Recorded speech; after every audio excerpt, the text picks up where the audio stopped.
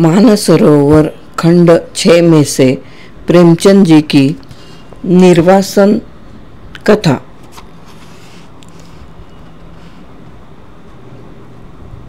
परशुराम वही दालान में ठहरो। मर्यादा, क्यों? क्या मुझ में कुछ छूट लग गई? परशुराम, पहले यह बताओ, तुम इतने दिनों कहाँ रही, किसके साथ रही, किस तरह रही और फिर यहाँ किसके साथ आई? तब विचार देखी जाएगी। मर्यादा, क्या इन बातों के पूछने का यही वक्त है? फिर अवसर न मिलेगा। परशुराम, हाँ, यही बात है। तुम स्नान करके नदी से तो मेरे साथ ही निकली थी, मेरे पीछे पीछे कुछ देर तक आई भी। मैं पीछे फिर कर तुम्हें देखता जाता था, फिर एकाएक तुम कहाँ गायब हो गई? मर्यादा, तुमने देखा नहीं? नागा साधुओं का एक दल सामने से आ गया। सब आदमी इधर उधर दौड़ने लगे। मैं भी धक्के में पड़कर जाने किधर चली गई। जरा भीड़ कम हुई तो तुम्हें ढूंढने लगी, बासु का नाम ले लेकर पुकारने लगी, पर तुम न दिखाई दिए। परशुराम, अच्छा, तब? मर्यादा, तब मैं एक किनारे बैठकर रोने लगी। कुछ सूझ ही न पड़ता कि कहाँ जाऊँ, किससे कहूँ। आदमियों में डर लगता था। संध्या तक वही बैठी रोती रही। परशुराम, इतना तूल क्यों देती हो? वहाँ से फिर कहाँ गई? मर्यादा, संध्या को एक युवक ने आकर मुझसे पूछा, तुम्हारे घर के लोग खो तो नहीं गए हैं? मैंने कहा, हाँ। तब उसने तुम्हारा नाम, पता, ठिकाना पूछा। उसने सब एक किताब पर लिख लिया और मुझसे बोला, मेरे साथ आओ, मैं तुम्हें तुम्हारे घर भेज दूंगा। परशुराम, वह आदमी कौन था? मर्यादा, वहाँ की सेवा समिति का स्वयं सेवक था। परशुराम, तो तुम उसके साथ हो ली? मर्यादा, और क्या करती? वह मुझे समिति के कार्यालय में ले गया। वहाँ एक शामियाने में एक लंबी दाढ़ी वाला मनुष्य बैठा हुआ कुछ लिख रहा था। वही उन सेवकों का अध्यक्ष था और भी कितने ही सेवक वहाँ खड़े थे। उसने मेरा पता ठिकाना रजिस्टर में लिखकर मुझे एक अलग शामियाने में भेज दिया, जहाँ और भी कितनी खोई हुई स्त्रियां बैठी हुई थी।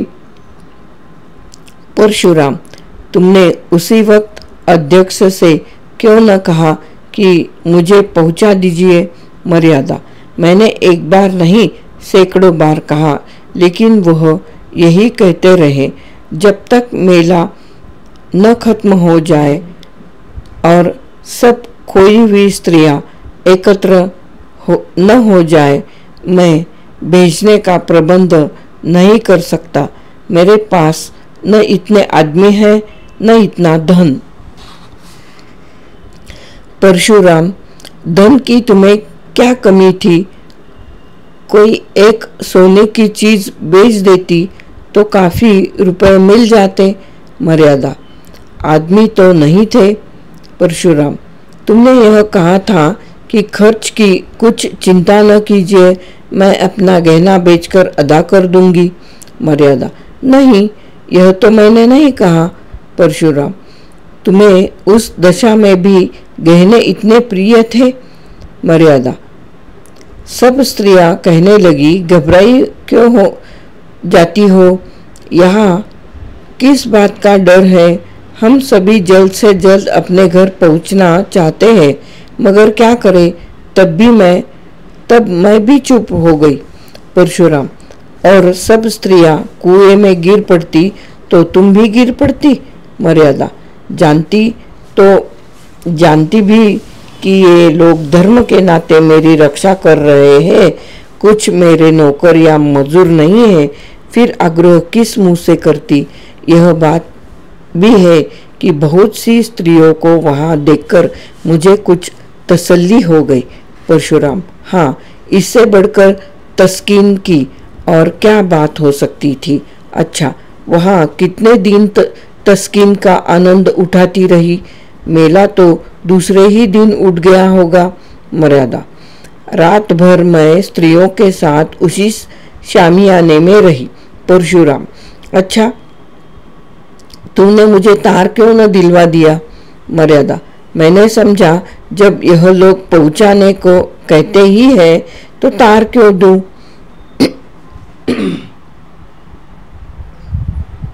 परशुराम, खैर, रात को तुम वही रही।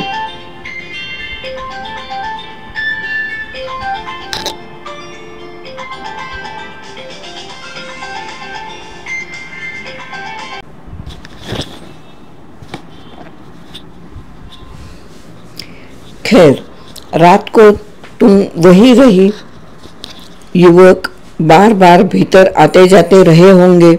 मर्यादा, केवल एक बार एक सेवक भोजन के लिए पूछने आया था। जब हम सबों ने खाने से इनकार कर दिया तो वह चला गया और फिर कोई न आया। मैं रात भर जागती ही रही। परशुराम, यह मैं कभी न मानूंगा कि इतने युवक वहां थे और कोई अंदर न गया होगा। समिति के युवक आकाश के देवता नहीं होते। खैर, वह दाढ़ी वाला अध्यक्ष तो जरूर ही देखभाल करने गया होगा। मर्यादा, हाँ, वह आते थे पर द्वार पर से पूछ पूछ कर लौट जाते थे। हाँ, जब एक महिला के पेट में दर्द होने लगा था तो 2-3 बार दवाएं पिलाने आए थे। परशुराम, निकली न वही बात। मैं इन दुर्तों की नस नस पहचानता हूँ, विशेषकर तिलक मालाधारी दढ़ियलों को मैं गुरु घंटाल ही समझता हूँ। तो वह महाशय कई बार दवाएं देने गए। क्यों, तुम्हारे पेट में तो दर्द नहीं होने लगा था? मर्यादा, तुम एक साधु पर आक्षेप कर रहे हो। वह बेचारे एक तो मेरे बाप के बराबर थे, दूसरे आंखें नीची किए रहने के सिवाय कभी किसी पर सीधी निगाह नहीं करते थे। परशुराम, हाँ, वहाँ सब देवता ही जमा थे। खैर, तुम रात भर वहाँ रहो, दूसरे दिन क्या हुआ? तुम रात भर वहां रही, दूसरे दिन क्या हुआ? मर्यादा, दूसरे दिन भी वही रही। एक स्वयं सेवक हम सब स्त्रियों को साथ लेकर मुख्य पवित्र स्थानों का दर्शन कराने गया। दोपहर को लौटकर सभी ने भोजन किया। परशुराम, तो वहाँ तुमने सैर सपाटा भी खूब किया, कोई कष्ट न होने पाया। भोजन के बाद गाना बजाना हुआ होगा।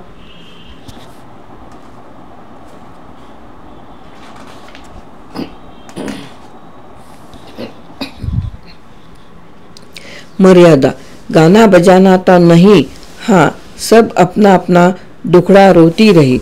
शाम तक मेला उठ गया तो सेवक हम लोगों को लेकर स्टेशन पर आए। परशुराम, मगर तुम तो आज 7वें दिन आ रही हो और वह भी अकेली। मर्यादा, स्टेशन पर एक दुर्घटना हो गई। परशुराम, हाँ, यह तो मैं समझ ही रहा था, क्या दुर्घटना हुई? मर्यादा, जब सेवक टिकट लेने जा रहा था तो एक आदमी ने आकर उससे कहा, यहाँ गोपीनाथ की धर्मशाला में एक बाबूजी ठहरे हुए हैं, उनकी स्त्री खो गई है। उनका भला सा नाम है, गोरे गोरे लंबे से खूबसूरत आदमी है, लखनऊ में मकान है, झवाई टोले में। तुम्हारा हुलिया उसने ऐसा ठीक बयान किया कि मुझे उस पर विश्वास आ गया। मैं सामने आकर बोली, तुम बाबूजी को जानते हो? वह हंसकर बोला, जानता नहीं हूँ तो तुम्हें तलाश को करता फिरता हूँ। तुम्हारा बच्चा रो रो कर हलकान हो रहा है। सब औरतें कहने लगी, चली जाओ, तुम्हारे स्वामी जी घबरा रहे होंगे। स्वयं सेवक ने उससे दो चार बातें पूछकर मुझे उसके साथ कर दिया। मुझे क्या मालूम था कि मैं किसी नर पिशाच के हाथों में पड़ी जाती हूँ। दिल में खुशी थी कि अब वासु को देखूंगी, तुम्हारे दर्शन करूंगी। शायद इसी उत्सुकता ने मुझे असावधान कर दिया। परशुराम बोला, तो तुम उस आदमी के साथ चल दी। वह कौन था? मर्यादा, क्या बतलाऊं कौन था? मैं तो समझती हूँ कोई दलाल था। परशुराम, तुम्हें यह न सूझी कि उसे कहती जाकर बाबूजी को भेज दो। मर्यादा, दिन आते हैं तो बुद्धि भ्रष्ट हो जाती है। परशुराम, कोई आ रहा है। मर्यादा, मैं गुसलखाने में छिपी जाती हूँ। परशुराम, आओ भाभी, क्या अभी सोई नहीं? 10 तो बज गए होंगे। भाभी, वासुदेव को देखने को जी चाहता था भैया, क्या सो गया? परशुराम, हाँ, वह तो अभी रोते रोते सो गया है। भाभी, कुछ मर्यादा का पता मिला? जब पता मिले तो मैं भी तुम्हारे किस काम की? घर से निकली हुई स्त्रियां थान से छूटी हुई घोड़ी है जिसका कुछ भरोसा नहीं। मतलब अस्तबल से छूटी हुई घोड़ी है जिसका कुछ भरोसा नहीं। परशुराम, कहाँ से कहाँ मैं उसे लेकर नहाने गया। भाभी, होनहार है भैया, होनहार। अच्छा, तो मैं जाती हूँ। मर्यादा बाहर आकर, होनहार नहीं है, तुम्हारी चाल है। वासुदेव को प्यार करने के बहाने तुम इस घर पर अधिकार जमाना चाहती हो। परशुराम, बको मत, दलाल तुम्हें कहाँ ले गया? मर्यादा, स्वामी, यह न पूछे, मुझे लज्जा आती है। परशुराम, यहाँ आते हुए तो और लज्जा आनी चाहिए थी। मर्यादा, मैं परमात्मा की साक्षी देती हूँ कि मैंने उसे अपना अंग भी स्पर्श नहीं करने दिया। परशुराम, उसका हुलिया बयान कर सकती हो? मर्यादा, सांवला सा छोटे दिल का आदमी था, नीचा कुर्ता पहने हुए था। परशुराम, गले में ताबीजें भी थी? मर्यादा, हाँ थी तो। परशुराम, वह धर्मशाले का मेहतर था। मैंने उससे तुम्हारे गुम हो जाने की चर्चा की थी। उस दुष्ट ने उसका वह स्वांग रचा। मर्यादा, मुझे तो वह कोई ब्राह्मण मालूम होता था। परशुराम, नहीं, मेहतर था। वह तुम्हें अपने घर ले गया? मर्यादा, हाँ, उसने मुझे तांगे पर बैठाया और एक तंग गली में एक छोटे से मकान के अंदर ले जाकर बोला, तुम यही बैठो, तुम्हारे बाबूजी यही आएंगे। अब मुझे विदित हुआ कि मुझे धोखा दिया गया। रोने लगी। वह आदमी थोड़ी देर के बाद चला गया और एक बुढ़िया आकर मुझे भांति भांति के प्रलोभन देने लगी। सारी रात रोकर काटी। दूसरे दिन दोनों फिर मुझे समझाने लगे कि रो रो कर जान दे देगी, मगर यहाँ कोई तुम्हारी मदद को न आएगा। तुम्हारा एक घर छूट गया, हम तुम्हें उससे कहीं अच्छा घर देंगे जहाँ तुम सोने के कौर खाओगी और सोने से लद जाओगी। जब मैंने देखा कि यहाँ से किसी तरह नहीं निकल सकती तो मैंने कौशल करने का निश्चय किया। परशुराम, खैर सुन चुका। मैं तुम्हारा ही कहना मान लेता हूँ कि तुमने अपनी सतीत्व की रक्षा की, पर मेरा हृदय तुमसे घृणा करता है। तुम मेरे लिए फिर वह नहीं हो सकती जो पहले थी। इस घर में तुम्हारे लिए स्थान नहीं है। मर्यादा, स्वामी जी यह अन्याय न कीजिए, मैं आपकी वही स्त्री हूँ जो पहले थी। सोचिए मेरी क्या दशा होगी। परशुराम, मैं यह सब सोच चुका और निश्चय कर चुका। आज 6 दिन से यही सोच रहा हूँ। तुम जानती हो कि मुझे समाज का भय नहीं है। छूत विचार को मैंने पहले ही तिलांजलि दे दी, देवी देवताओं को पहले ही विदा कर चुका, पर जिस स्त्री पर दूसरी निगाहें पड़ चुकी, जो 1 सप्ताह तक न जाने कहाँ और किस दशा में रही, उसे अंगीकार करना मेरे लिए असंभव है। अगर यह अन्याय है तो ईश्वर की ओर से है, मेरा दोष नहीं। मर्यादा बोली, मेरी विवशता पर आपको जरा भी दया नहीं आती। परशुराम ने कहा, जहाँ घृणा है वहाँ दया कहाँ। मैं अब तुम्हारा भरण पोषण करने को तैयार हूँ। जब तक जीऊंगा तुम्हें अन्न वस्त्र का कष्ट न होगा, पर तुम मेरी स्त्री नहीं हो सकती। मर्यादा, मैं अपने पुत्र का मुंह न देखूं अगर किसी ने मुझे स्पर्श भी किया हो। परशुराम, तुम्हारा किसी अन्य पुरुष के साथ क्षण भर भी एकांत में रहना तुम्हारे पतिव्रता को नष्ट करने के लिए बहुत है। यह विचित्र बंधन है, रहे तो जन्म जन्मांतर तक रहे, टूटे तो क्षण भर में टूट जाए। तुम ही बताओ, किसी मुसलमान ने जबरदस्ती मुझे अपना उच्छिष्ट भोजन खिला दिया होता तो तुम मुझे स्वीकार करती?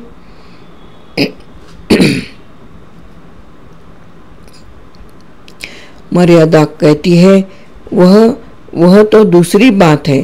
परशुराम, नहीं, एक ही बात है।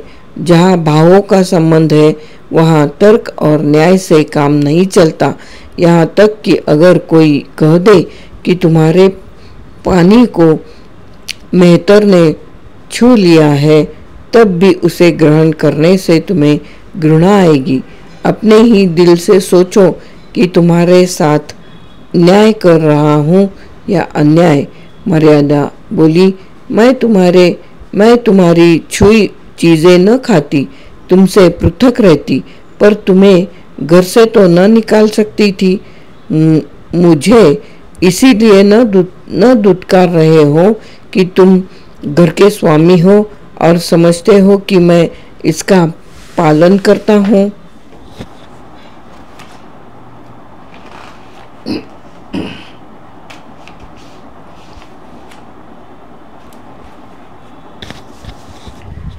परशुराम ने कहा, यह बात नहीं है, मैं इतना नीच नहीं हूँ। मर्यादा ने कहा, तो तुम्हारा यह अंतिम निश्चय है? परशुराम ने कहा, हाँ, अंतिम। मर्यादा ने कहा, जानते हो इसका परिणाम क्या होगा? परशुराम, जानता भी हूँ और नहीं भी जानता। मर्यादा, मुझे वासुदेव को ले जाने दो। मुझे, मर्यादा ने पूछा, मुझे वासुदेव को ले जाने दोगे? परशुराम, वासुदेव मेरा पुत्र है। मर्यादा ने कहा, उसे एक बार प्यार कर लेने दोगे? परशुराम ने कहा, अपनी इच्छा से नहीं।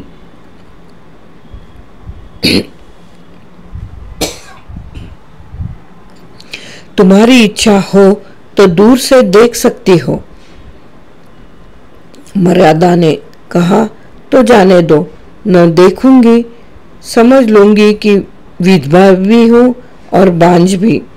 चलो चलो मन, अब इस घर में तुम्हारा निबाह नहीं। चलो जहाँ भाग्य ले जाए। मर्यादा ने कहा, तो जाने दो, न देखूंगी। समझ लूंगी कि विधवा भी हूँ और बांझ भी। चलो मन, अब इस घर में तुम्हारा निबाह नहीं। चलो जहाँ भाग्य ले जाए। मुंशी प्रेमचंद जी की यह कथा यहाँ पर समाप्त होती है।